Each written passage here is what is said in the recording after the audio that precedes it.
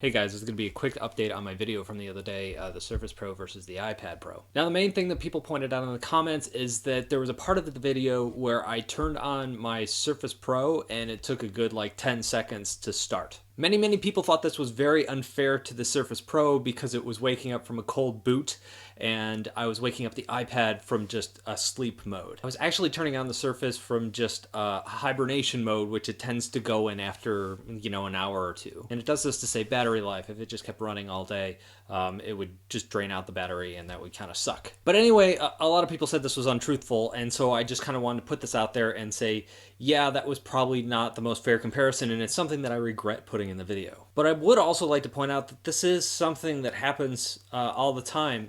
My iPad never ever goes into a deep sleep unless it completely runs out of batteries and turns off, which maybe has happened 2 times in the entire 6 months that I've had it. Whereas my Surface, on the other hand, every single day when I grab it in the morning, it's going to take that long to load up. In fact, I haven't used this, since yesterday, so if I just turn it on now, yeah, it's going to take its time.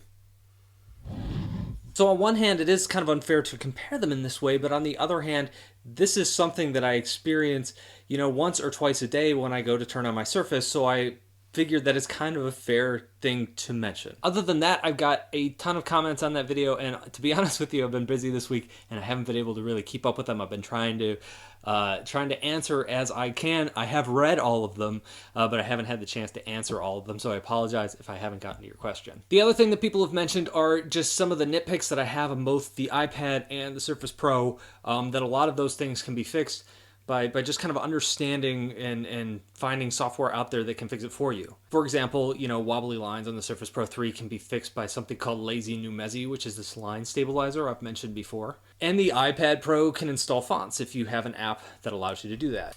So basically, I mean, there are apps that let you do a lot of different things on both of these devices.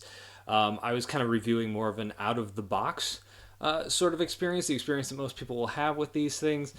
Like any computer product, you can do a lot of things with these, and you can kind of make them bend to your will if you have the patience to do that. So that's about it. Anyway, I just wanted to get that quick update out there, and I want to apologize to anybody who kind of believes that every single time you turn on the Surface it's going to take 10 seconds.